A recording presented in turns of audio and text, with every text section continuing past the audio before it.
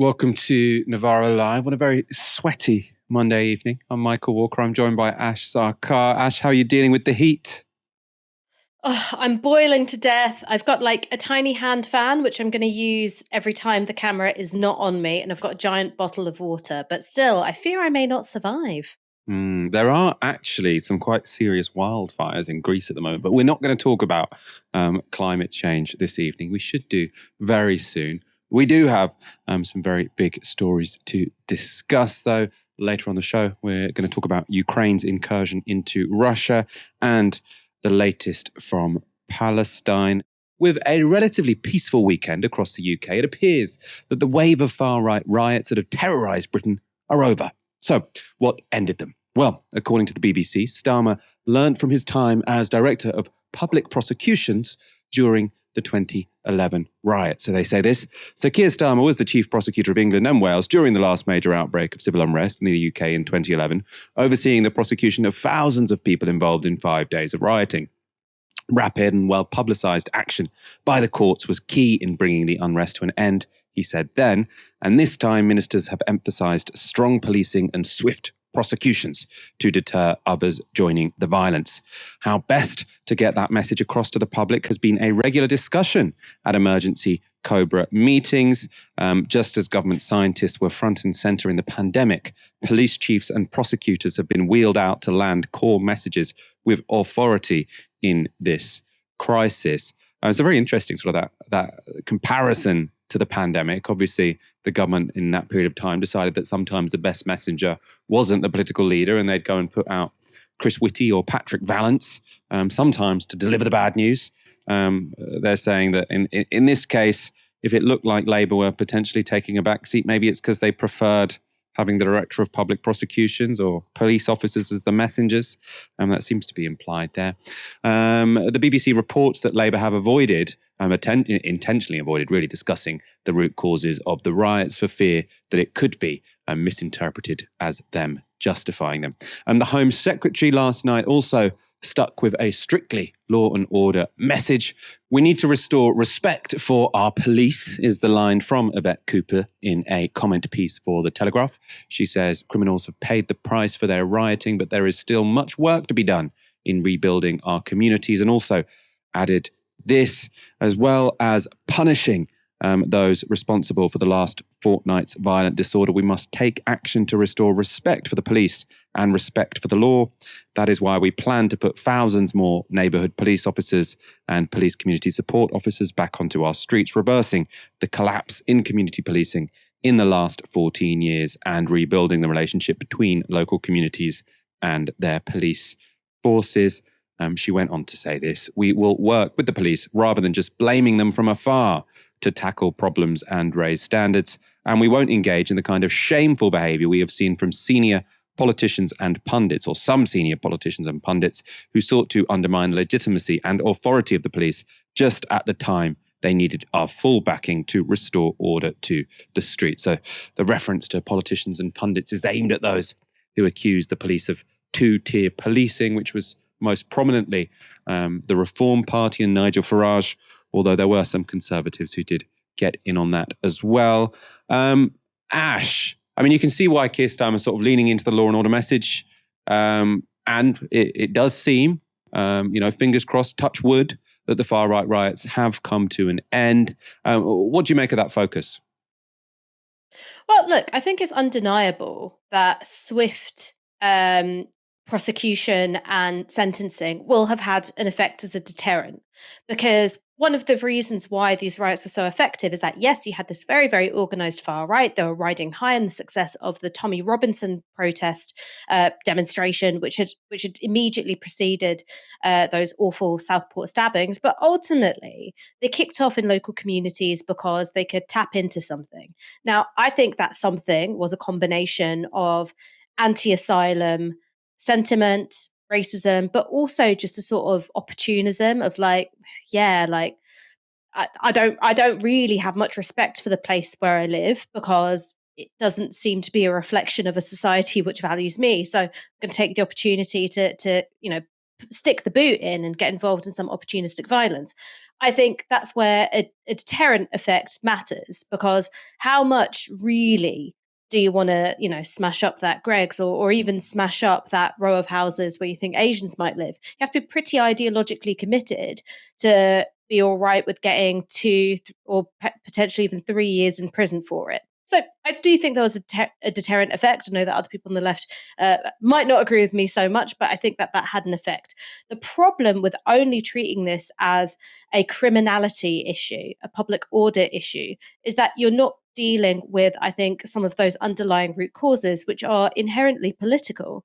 One is the demonization of asylum seekers, the fact that we only hear about asylum seekers as a bad thing. There's too many of them. They're doing awful things to the country. You're going to have to change the political messaging around immigration and asylum seekers if you don't want this kind of thing to happen. Because to be honest, if you believed everything you read in the papers, and if you were really affected by, like, every newspaper article you read is about an asylum seeker stabbing someone or an asylum seeker being arrested for rape, well, obviously you'd want to attack them, right? Like, you have been turned into and primed as a machine for racial loathing, because that's the messaging you're getting about those people. And so that demands a political response. It can't just be about where the police are, how many police there are, and how you view them. Fundamentally, it's got to be about how you view immigration and asylum. Now, we've talked about this quite a bit on Novara. I think it's a mistake to look at immigration in isolation. I think that the policy of dispersal has been, it's like it was invented to cause division and resentment. You also have to deal with it through investment and funding and, regeneration and proper regeneration, not just like gentrification for areas which have been impacted by the riots. I mean, 7 out of 10 of the most deprived areas in the UK witnessed rioting over the last 2 weeks. And again, that's a political response. And that's exactly what Keir Starmer has ducked. I mentioned this in an article that I wrote last Friday, which is, can you imagine Tony Blair wasting an opportunity to make a big political case for something, particularly in his first term? No, you'd picture him with the rolled up shirt sleeves, looking down the barrel of the camera and laying out a vision of what kind of Britain he stands for. That's exactly the kind of thing that Keir Starmer seems quite uncomfortable with. And I do think that that's a weakness in this instance. We are getting some more information on the rioters as sentences are being handed out. So these are some of them. Lee James is the director of a scaffolding business, and he has been handed a 12-month prison sentence after taking a knuckle duster to an anti-immigration protest in Southampton. The 42-year-old had been out for dinner with his 2 teenage sons on the 7th of August when he decided to go to the protest to, quote, see what it was like. The court heard he had read online about gangs and violence at protests and had visions of people with machetes and zombie knives at the demonstration. Ricky Hardman is a 42-year-old haulage boss. He's been jailed for 2 years and 8 months after admitting to violent disorder at the riot outside a hotel near Rotherham. The judge told the court there's no question the disorder was racist in character and extremely frightening for anyone who was there. Lucy Connolly, the wife of a Tory councillor, also appeared in court today. She is accused of inciting racial hatred after having tweeted, set fire to all the effing hotels full of the bastards on the day of the Southport murders. The 41-year-old childminder has been remanded in custody until her next court hearing on the 2nd of September. 2 12-year-olds have also been in court today for participating in the riots. Neither can be named due to their age. One of the boys today appeared in Liverpool Crown Court and admitted to throwing an object at police in the Southport unrest. The 12-year-old was released on bail ahead of a sentencing hearing on the 17th of September. Ash, the government clearly wanted these court cases to have lots of publicity, part of the deterrent you were just talking about. I suppose through this publicity, are we learning anything about the rioters, sort of the nature of them, who they are, or the nature of the British criminal justice system? Well, what's interesting to me was hearing about that wife of the Tory councillor was that she was remanded to custody. Now, for an offence such as hers, you would expect that she might be out on bail, unless there's some specific reason why she was deemed a flight risk, though that's not anything which I've read. So it does seem to me that the courts are taking a particularly tough approach. Again, it's about having that deterrent. I mean, the interesting thing here is that, you're seeing haulage bosses, you're seeing, directors of scaffolding firms. This is sort of a bit of a classic, layer of the petty bourgeoisie / upper working class being at the sort of forefront of street fascism, and it's something which you've seen throughout history. That was a sort of big component of the street fascism, which led up to the rise of the Nazi Party. Because we often think about fascism as being just about elite and mob, but there's actually this sort of middle layer, which you often find really well represented amongst people who want to go out and smash up asylum hotels. That's not to say, and don't don't get me wrong here. I'm not saying that like anyone who is petty bourgeois is obviously, a racist. That's not the case. But I think that it does sort of indicate a lack of contact with the politics of solidarity, and something which makes you look at people from different backgrounds who are, also economically dispossessed through a different light. These are the kinds of people, the class of people that you see pretty well represented amongst things like the Reform membership, the EDL when that was still a formal organisation. Like there's people with that kind of background who are well represented. I remember there's a particular Croydon scaffold firm which was notorious for being a big part of far right mobilisations in London. So that's not entirely surprising to me. I think when it comes to things like 12-year-olds and teenagers, I would be very interested to see whether what I would describe as sort of, you know, unexamined racism, whether that hardens into something a lot more ideological as they get older, or whether they, bit racist, but also saw an opportunity to smash stuff up and that seemed fun, whether that's what it was all about for them. In which case, when you think about some of them being handed down, serious custodial sentences, got to ask themselves, was it worth it? Probably not. Well, I mean, with the 12-year-olds, we don't know yet because they haven't been sentenced. Obviously, you're right about most of the other writers that sort of they're getting custodial sentences. The whole point was to say, was it worth it? The reason they've done them very quickly. You keep seeing people on sort of Twitter saying this is two-tier justice. Why isn't every crime sort of, go through the court system as quickly as this? It's like, well, they haven't hidden why they're doing this. They're doing this because there was a wave of riots that they wanted to stop, which is exactly what they did in 2010 or 2011, sorry. Where it was obviously a very different group of people, different demographic, right? It's not, these cases aren't going through the courts very quickly because these are right-wingers. They're going through the courts very quickly because there is a wave of riots, which the government wanted to stop. More than 2.5 years after being invaded by Russia, Ukraine has decided on an audacious new strategy: invade Russia back. Ukraine has occupied part of the Russian border region of Kursk in an offensive that began last Tuesday. They've now reached 18 miles into Russian territory. Russia has evacuated 76,000 people from the Kursk region and now 11,000 people from nearby Belgorod. This is part of a BBC report on the offensive. Filmed from a dashboard, then uploaded onto social media. Abandoned and burned Russian troop carriers in the Kursk region. The person who posted these pictures has since been arrested, but the BBC has verified the footage. Ukrainian assaults on Russia started on Tuesday and seem to have come as a surprise. Several villages have been seized. This footage from the Ukrainian military is purported to show Russian soldiers surrendering. Reports suggest the focus is happening just north of Ukraine, with fighting thought to be concentrated near the town of Sudzha. Moscow says up to 1,000 Ukrainian troops are involved in a region which contains a nuclear plant. The UN nuclear agency has urged restraint, but the astonishing images of Russian jets bombing Russian territory seem to run counter to the Kremlin's official narrative that the war in Ukraine has been going to plan. And Putin famously sort of, what people often say about him is the deal he has with the Russian people is he'll go fight these wars if it doesn't really affect them in Russia. So the idea of Russia itself, the war coming home, presumably is a little bit destabilizing.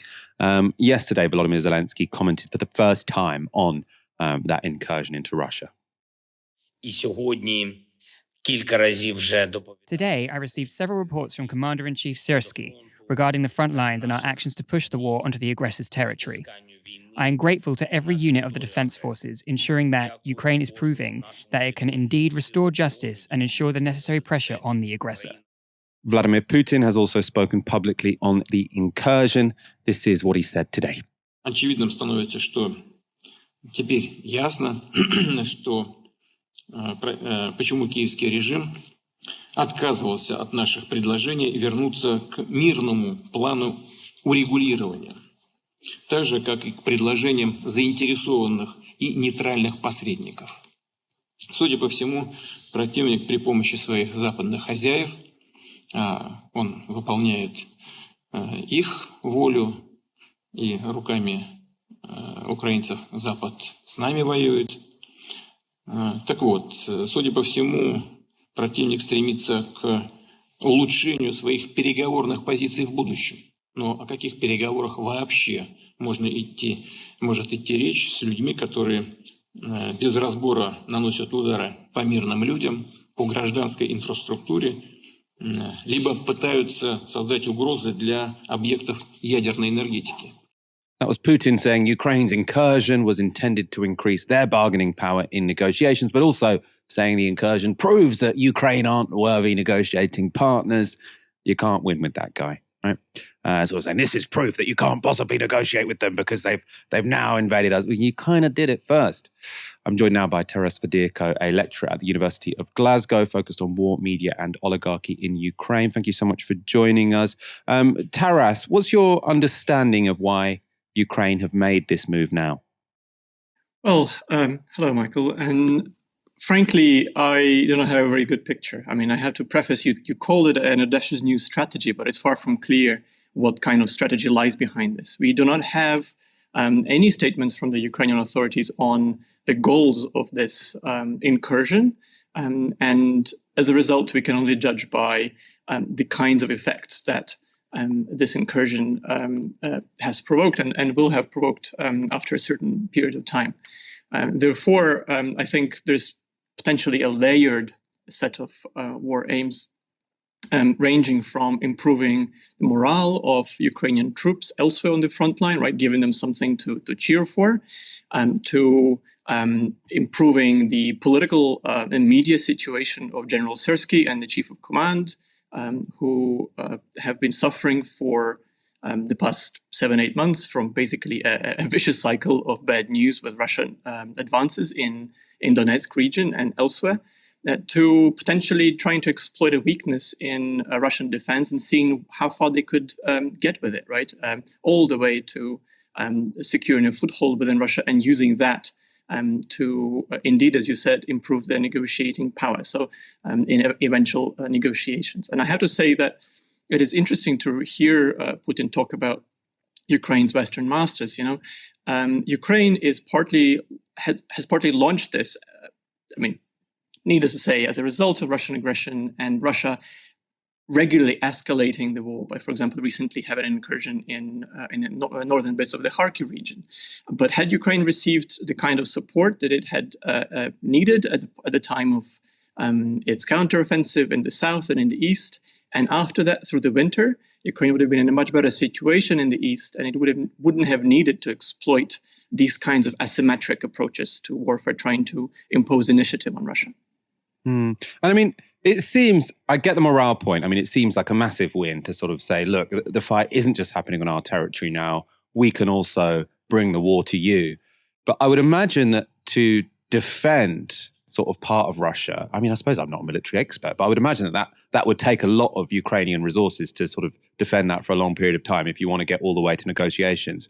And I suppose that seems like that could be or require a massive commitment of troops and forces, which are very much needed elsewhere, right? Sort of defending Kharkiv, as you've sort of just said, and in the Donetsk region. So, I mean, is there a risk of Ukraine overstretching themselves, I suppose?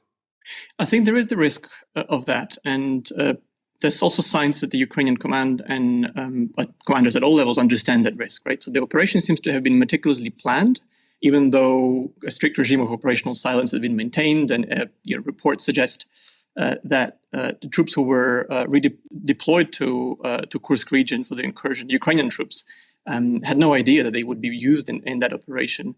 The Western allies of Ukraine and embassies had not been warned, right? So yet the operation, the win, which was carried out with electronic warfare, use of drones, and kind of stretching out logistics, does show signs of quite thorough preparation and relatively good logistics. The question is, how far can that stretch, right? How far can this stretch into Russian territory? given now the fiercer resistance from the Russian forces, and also for how long could Ukraine hold the territory if it chose to hold it. Now, there are signs that Ukrainian troops are digging in, and potentially, they said that it would not. Their intention is not durable occupation of the territory. Their intention is something else. What it is, we don't know. Partly because there is that said operational silence, and there's been very, very few official pronouncements on it. And everything that we know, or most of what we know about the operation, comes from Russian social media and social media Russian war correspondents. So it is biased in quite a different way than it would have been if it had come from the Ukrainian sources. But yes, absolutely. And it would be hard for them to hold it, although potentially defense would favor them. Yeah, because I suppose that is one thing I've gotten from following this. Is people say it's always easier to defend. You lose more troops by attacking than defending. And I suppose the reason they were so successful is because this was a massive surprise. So there wasn't really many Russian troops there to defend it in the first place.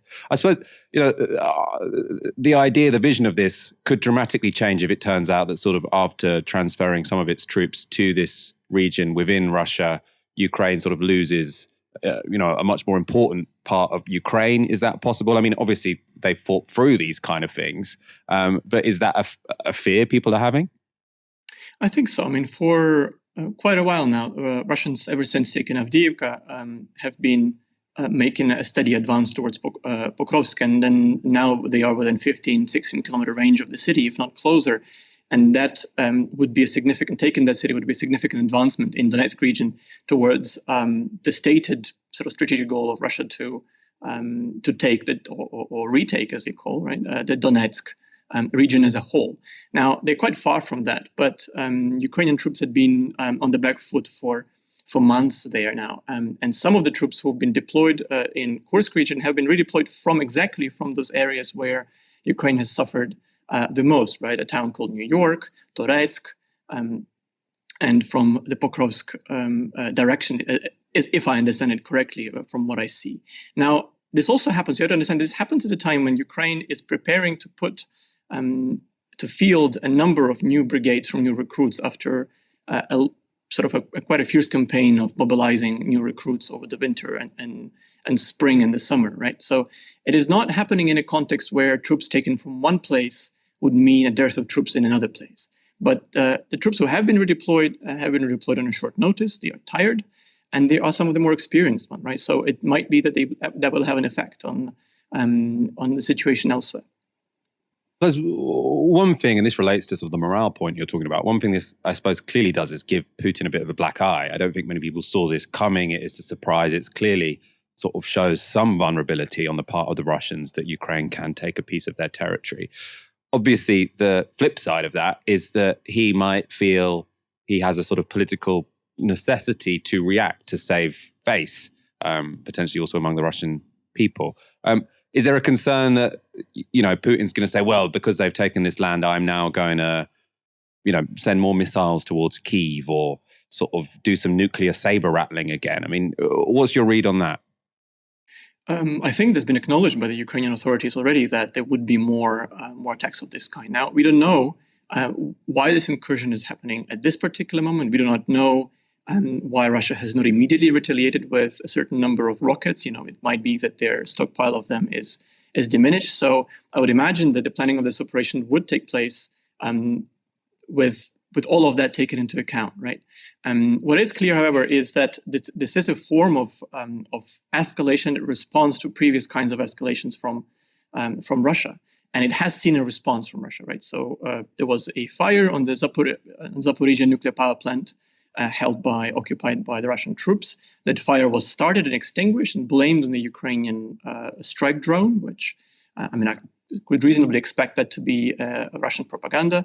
The Belarusian President Lukashenko said that Belarus is deploying some forces closer towards the Belarus-Ukraine border in response to drones that flew from Ukraine into Belarus, which have been not been confirmed.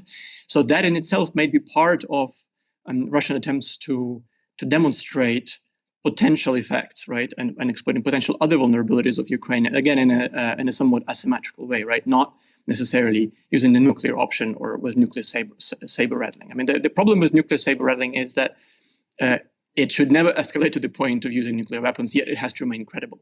And that problem of credibility is something that Russia faces, because the more they use that line, the less credible they become, right? So I think they would exploit other forms of escalation as long as they see that they can afford that. And part of the, I would imagine that part of the calculation on the part of Ukrainian authorities and Ukrainian command is to kind of up the ante to the point where perhaps it would lead to a better position at negotiations if they happen, or at least exploit the political vulnerability of the Russian regime if they cannot exploit the military vulnerability in Donbass, because Ukraine is on the back foot there. And let's talk about the possibility of negotiations, because there's some new polling out, well, not that new. I mean, the latest data from May. But what it shows is that for a period of time, the Ukrainians were saying, absolutely, we can't go into negotiations with the Russians. That's after they've been invaded. They're sort of like, of course, we can't go into negotiations with these people who are our enemies, who are bombing us. It seems like over time, people have softened to the idea, or Ukrainians have softened to the idea of peace negotiations with Russia. And now a majority of Ukrainians want to go into negotiations with Russia to try to achieve peace, to end the war. How seriously should we take polling like that, do you think? The problem is not whether or not the polling is serious. The problem is with what happens in the corridors of power in Kyiv. And I think President Zelensky has signaled that he is considering that option quietly. That was not just a signal to the people, citizens of Ukraine, it was also a signal, I think, to other elites within the country. And that has met a response from city mayors and other politicians saying that only a referendum could decide on any kind of territorial concession. It's not within President's power, and President has acknowledged that it's not within his power to concede a piece of territory, even if that was part of the negotiations to Russia, right? So it would have to go to referendum. So polling is important as a signal, I think, for the government to consider negotiations, to consider that they have less to lose by starting politically, domestically, by starting the negotiations. And then the polling again is important because that would enter in any kind of calculus of when and how to run a referendum and on what platform.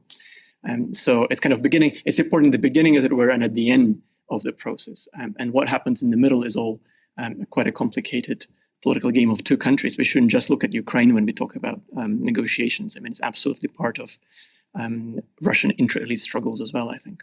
Within that intra-elite, I can see how there are sort of hardliners who are saying to Zelensky, we cannot, I assume when they're saying we'd need a referendum, they're kind of saying we would need a referendum and we'd campaign against it. I don't know. That's often when someone says they want a referendum, it's because they want the other thing to happen. But could there also be this sort of pressure from the Ukrainians or from Ukrainian people to sort of say, end this war now, we're done, too many of our people have died, we want to go back to normal, we don't care that much about Crimea anyway. This is all, of course, completely speculative. I want sort of your reaction. Is there anything like that going on?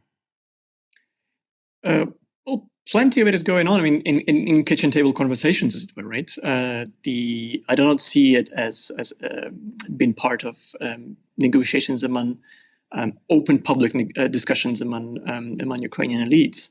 Crimea, perhaps, some signaling about Donbass, perhaps, right? But the question is not Crimea or Donbass. The question is, would Ukraine be required, as Russia demands, to give up large portions of the territories that Ukraine currently holds in Kherson and Zaporizhia regions, as well as in Donetsk region, that Russia had declared its own, right? I mean, that presumably is also part of Russia up in the ante to dictate its aims and get a better footing in potential negotiations, right? But the real discussion about negotiations and a peace deal has not yet started, partly because it hasn't started between the two countries again after it stopped in April, right? So the devil will be really in the detail of what actually happens with which bits of territory. And Crimea and Donbass would, as it were, be quite far down the line in those kinds of considerations. And I think last thing I'll say here is that even if there is a peace deal and a big proportion of the population can say, okay, enough with the war will not go away. Because as the President Zelensky and other people in the government in Ukraine have said over and over again, and as people at the front line say, Russia will remain a threat unless there are credible security guarantees, both from it and from Ukraine's partners. And so I think we will see a process of preparation for the militarization by Ukraine, unless, and of course, Russia then will try to disrupt that and use it as demilitarization as part of its negotiations, as it did in April 2022. And that might not be acceptable to large parts of Ukraine's military leads. Israel has hit a school building in Gaza with an airstrike, with Palestinian authorities reporting that 100 people have been killed. 3 bombs hit Al Tabin School, located in the Daraj district of Gaza City, on Saturday. The school had served as a shelter for displaced Palestinians, and Gaza's Civil Defense Authority called the incident a horrific massacre. Fadl Naim, head of Al-Aqli Hospital, where many of the casualties were taken, told the BBC that around 70 victims were identified in the hours after the strike. The remains of many others were reportedly so badly disfigured that identification was difficult. The Israeli military claimed its air force struck a command and control center that served as a hideout for Hamas terrorists and commanders. That's the Israeli claim. And today, Israeli government spokesperson David Mencer told Sky News that civilian casualties were inevitable.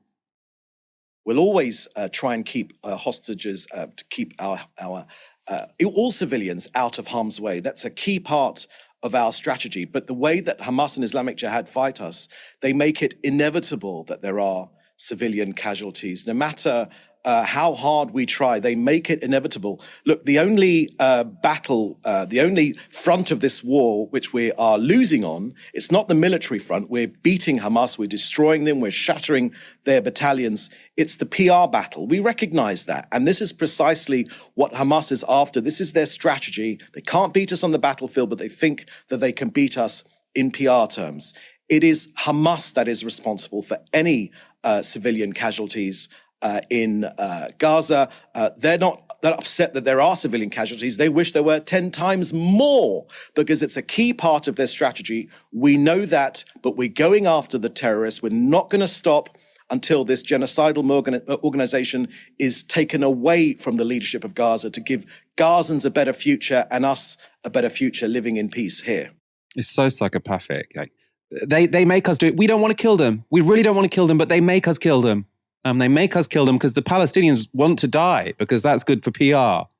So don't show when we kill them, because if we kill them and then you show that on your TV screens, then they're winning the PR war, because we might have all of these really, really high-tech weapons, but when they get their video cameras out and show that we're killing people, that looks bad for us. So you're playing their game. You're playing the terrorist game, is essentially what he's saying. Really, really, I mean, we've shown you this guy before. I mean, if you're talking about Israel losing a PR game, putting this sociopath on television is a questionable decision. Let's look at some more of that exchange. You seem to be dismissing the deaths of 81 people as a PR coup for Hamas.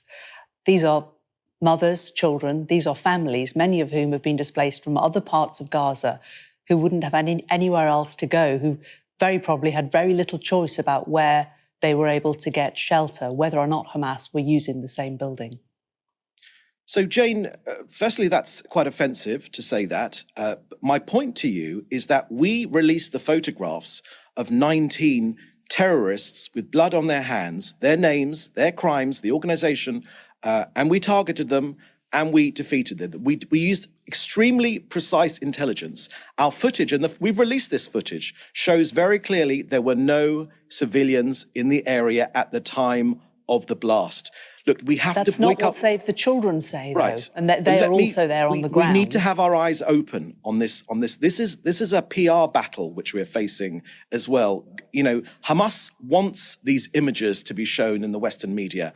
Our info is that we got these 19 terrorists. We're pleased about that, because the world's a better place without them. We can move on in our battle to try and restore peace. But what about the other 81 is my point. There aren't any 81. That's the truth of the matter. There aren't any. That is not what charities are saying there. Right. So unfortunately, lots of people like UNRWA, which is also a charity, they actually participated But, in the this is Save October the Children. 7th This isn't massacre. UNRWA. So I This is don't know Save the about Children. Save the Children, but what I know is this is a PR battle. I've given you our intelligence. We know that 19 were killed. We're looking into if there were any other collateral damage, which of course we'll apologize for if that is the case. But what I'm telling you is we can say categorically when we fired these precise munitions, calibrated perfectly to get precisely to the terrorists, to make sure there aren't any civilian casualties. There weren't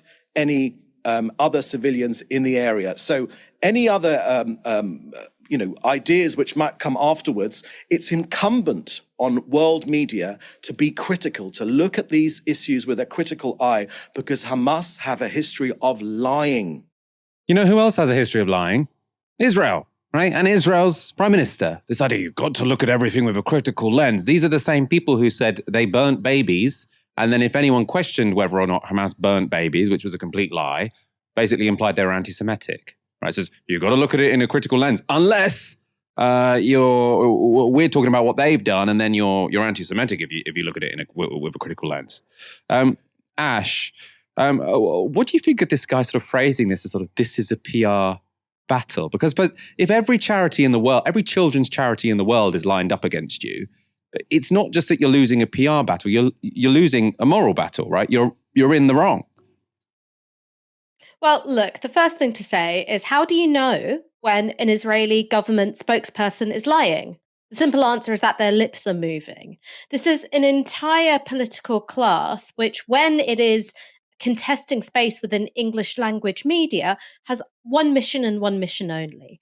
And that is to cast doubt on the material realities of what occupation, bombardment, genocide, and ethnic cleansing means for the Palestinian people. And so when you can get away with outright fabrications, such as burnt babies on October 7th, you go with that.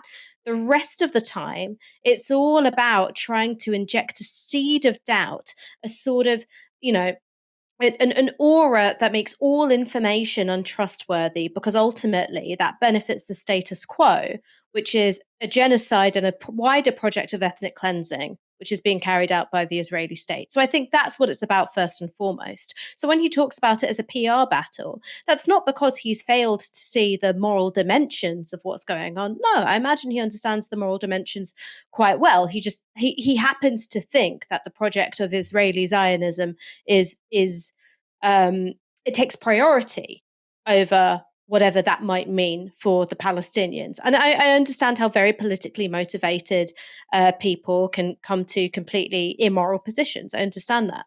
But it's a mistake to think that he doesn't understand what he's doing. By saying, well, it's a PR battle, it interjects this note of doubt and cynicism and skepticism whenever the viewer or another journalist is looking at footage, looking at information which is coming out of Gaza, because you go, well, this could just be Hamas PR, right? It's one of those things where your framing and your analysis moves faster than your ability to process the facts, because ultimately you're seeing footage, right? You're seeing information which is being confirmed by children's charities like Save the Children, but it's just about trying to put a filter of skepticism and doubt between the public, and in particular the Anglophone public in America, and to a lesser extent Britain, and to make people just doubt what they're seeing, because every millisecond of doubt, every microsecond of skepticism, that's something which benefits Israel. It allows them to do what they're doing with full diplomatic cover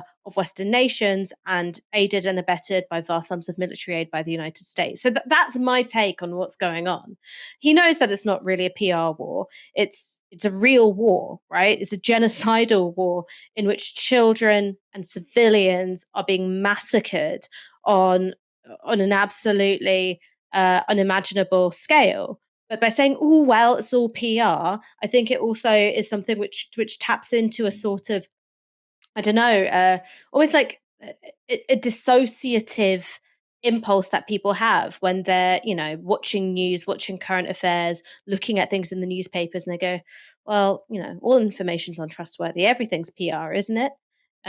It's not something which necessarily builds trust in Israel, but it's something which casts doubt on the accounts of Palestinians.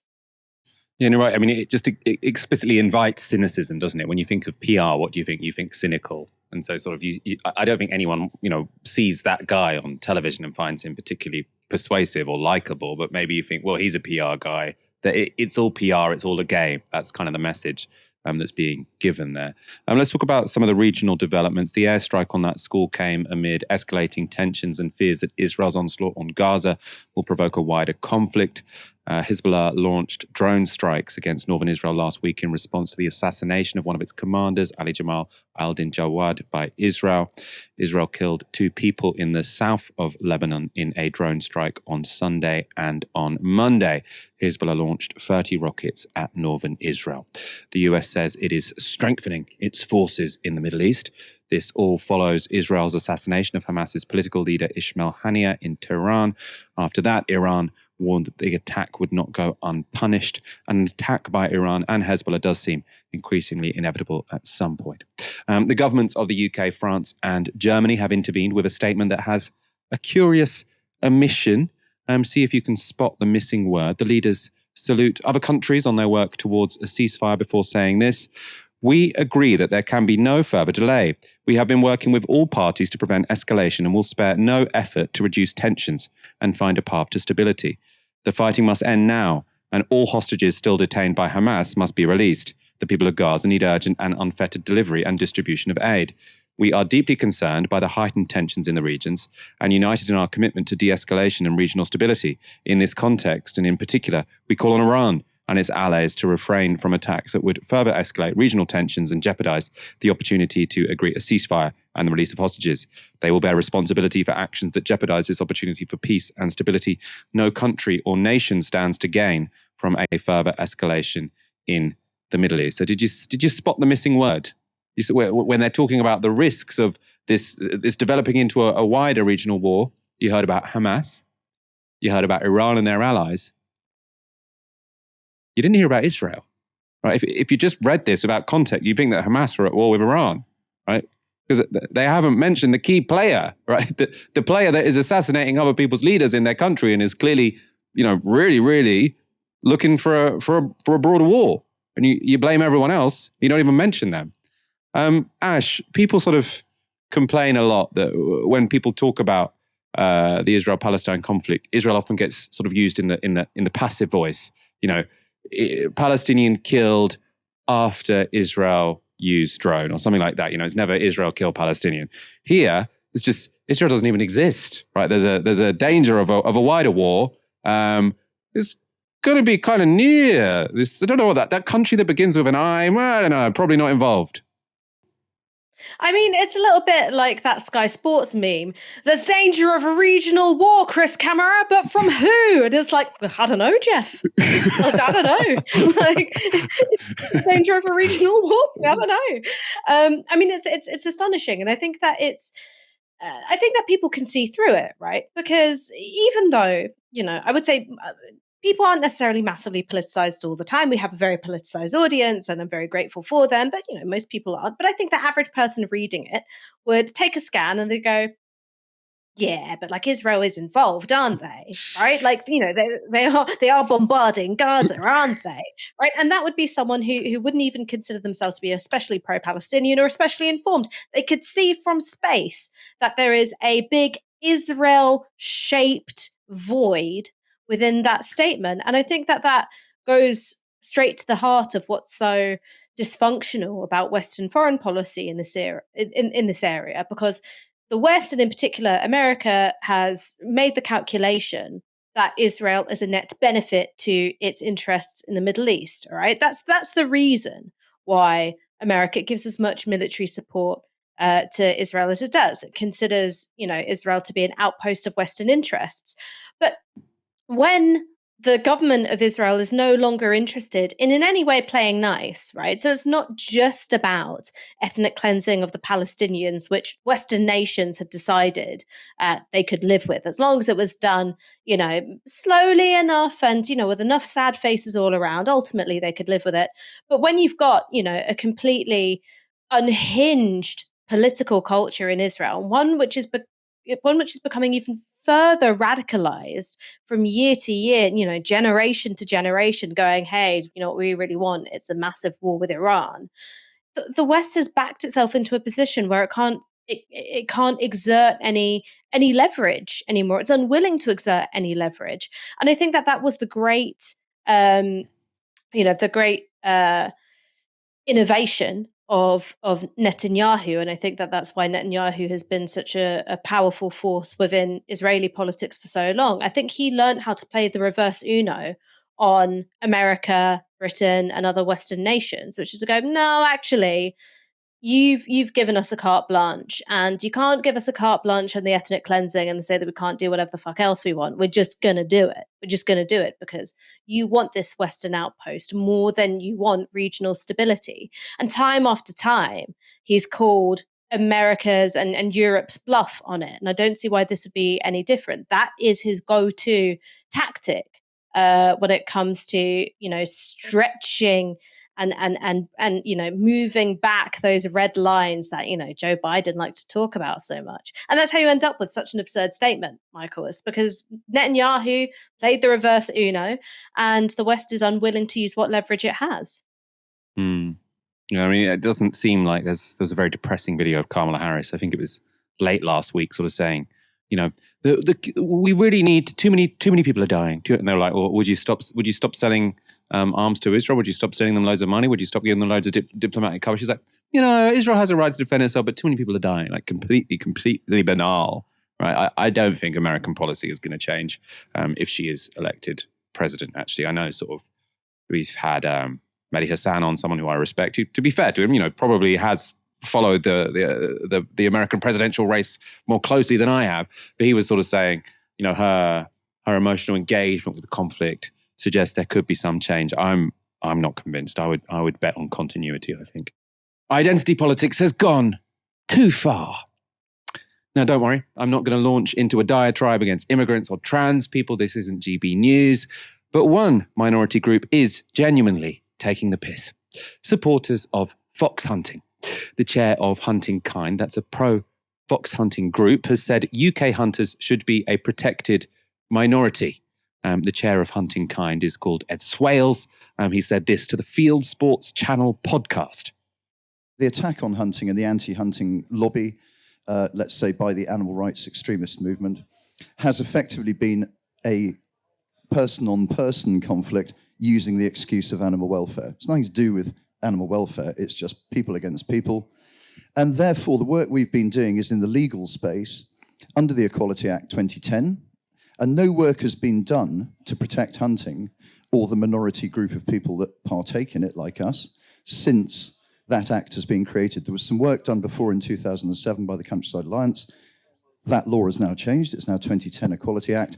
And so I've spent 3 years writing a submission, getting it peer-reviewed and getting it put in front of leading counsel, Human Rights, Silk, who sits on the Council of the European Court of Human Rights. And he unequivocally, the good news, the round of applause, is that the outcome of that from the Human Rights Silk is that as a protected minority group under the Equality Act, we qualify undoubtedly 10 out of 10.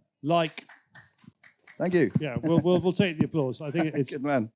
I love the critique of hunt stabs. Hunt stabs are people who go and try and intervene in a hunt. He said this isn't animal rights versus people. This is people versus people. As if you can't genuinely be an animal rights activist unless you've literally got a fox in your affinity group. Seems somewhat confusing to me. Swales explained that the discrimination hunters face includes hotels and other venues cancelling their events. And he went on to say why he thinks Keir Starmer should be in listening mode. What we're going to do is give Labour what they want. We're going to give Labour what they're screaming for, which is diversity, minority protections. Hey, we're going to give you some of that, boys, and you're going to take it up. Oh, you're sounding a tiny bit cynical, if I may say. Well, no, I'm being honest. That's what they stand for. We've got it in law. Let's play our part.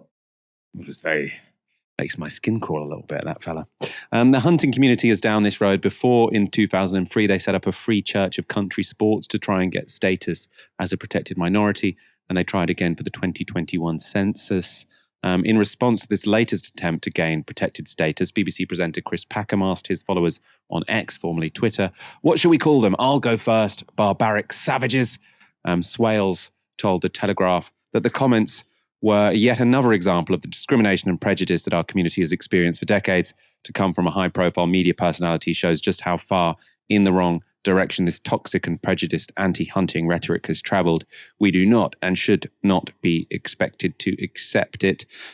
Just in case you're a little bit confused about this, so fox hunting is illegal. So no one is allowed to be a fox hunter. What they do is trail hunting, where they sort of set smells or sort of stuff for the dogs and the horses to go after. And then often it just so happens that some foxes die in the vicinity. Right, so the assumption is that lots of them are they are doing fox hunting, but they're pretending they're doing some sort of version of it where no foxes are harmed. So fox hunting by another name. Ash, what do you make of this story? I mean, I suppose they're in part kind of trolling the government, aren't they? But I mean, he says he's got a lawyer who can get them minority status protected under the Equality Act. What do you think? Michael, I think you're being incredibly insensitive in this area, and that doesn't surprise me. You know, as a able-bodied cis white man, I don't think you know anything of oppression, and I think that lack of lived experience is really telling here. Whereas if you'd taken the time, if you'd Googled it, Michael, if you'd taken the time to educate yourself, you would have known that the B in BAME actually stands for beagle, and for a long time, you know, the fox hunting community, communities of color, we've been like this. Right? We've been like this because they know what oppression is.